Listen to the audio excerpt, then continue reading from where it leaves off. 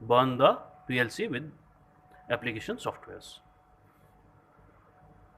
The CD is provided with the PLC. Now that is the main program.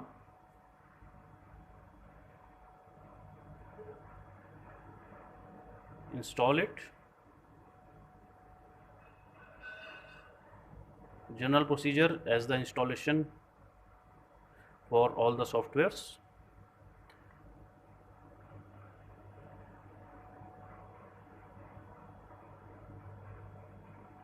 Press next. Give username and organization as per your. Press next. Install. Now installation is start.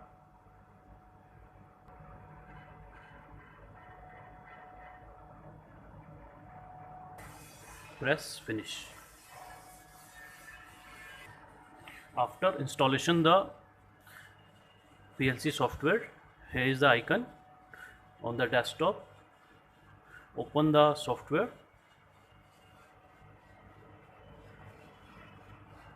And here we get the software window. Here you can write the new or open the existing program. Suppose we have to execute the application dual starter, then choose the program and open the software. Here we have the ladder programming for the dual starter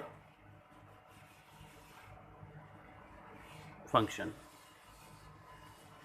Now